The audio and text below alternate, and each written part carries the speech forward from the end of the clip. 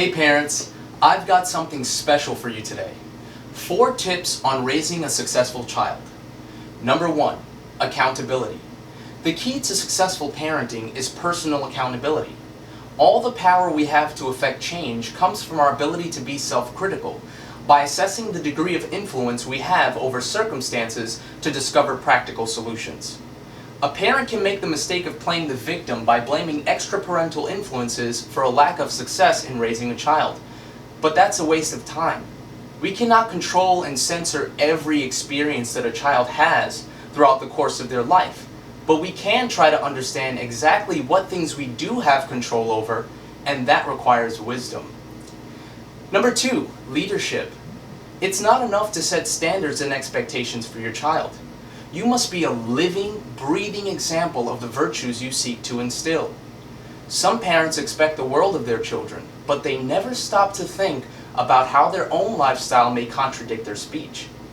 If your actions do not reflect what you claim to be true, then your words will lose value. A lack of wisdom in this regard results in a rebellious child who will challenge your authority by questioning your own regard for the standards you have held them to. Children don't rebel because it is their nature, but because parents have demonstrated through their actions that the authority they claim to have is non-existent by virtue of their inability to reflect the principles they preach. When a person cannot meet their own standards of conduct, then what basis do they have to impose those standards on others? A parent must be a leader. Number 3, a happy home. Another principle of successful parenting is balancing domestic life. The home is not just a shelter from the harsh elements. The home is a place of comfort, familiarity, and safety. It is a place we can go to escape the fear and prejudice of the world. Knowing this, it is the responsibility of a parent to ensure that the home is a refuge where their child can come to feel secure and accepted. When the world misunderstands them and their friends let them down, you will be home to uplift their spirit. Domestic disputes between parents or any other adults should never take place where a child can see or hear. A child's life should be simple. The burden of complication is to be assumed by parents and caretakers who are equipped with the knowledge and wisdom to manage the complexities of life. A child's primary source of strength is the strength of their parents. They need to know that their parents are competent in order to feel secure. The absence of this security will cause a child to internalize parental stress, producing fear and uncertainty. We must allow children to be children and only expose them to as much conflict as is spiritually necessary to develop character and acquire wisdom. Things like interparental conflict and domestic violence can cripple a child's sanity. Number 4, knowing the value of conflict. If we want our children to be strong, then we have to understand the value of conflict. There are 2 kinds of conflict: sterile conflict and fertile conflict.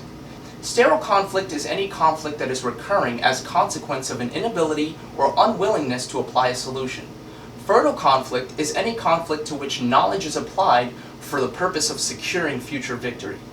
Some people only experience sterile conflict because they are too afraid or too lazy to apply a solution. They tend to avoid conflict altogether because they are comfortable in their inadequacies and don't want to progress. Then there are those who experience fertile conflict because they see struggle as an opportunity for growth and they use it to make themselves stronger. Some parents coddle their children too much and force them to live in a bubble apart from the raw experience of life and all its supernatural trials. For this reason, their children never experience fertile conflict and grow up to be fragile, insecure adults who depend on the influence and estate of their parents. Understand that for your child to mature properly, they must have some exposure to discomfort for the purpose of spiritual edification. Depriving a child of purposeful experiences can result in them seeking to fill that void and satisfy their boredom with things like video games and social media, which often develop into addiction. The bottom line is that our children depend on us to make decisions for them. Living in ignorance and fragility is not an option. We must be strong and wise enough to equip our children with the tools they need to endure the trials of a modern world. Let's teach them how to live triumphantly. If you like this video, give it a thumbs up and subscribe. Click the bell icon so you can receive future notifications. If you like to read, then visit my blog at www.themarshallproject.com/blog. That's Marshall as in MARTIAL. Thank you.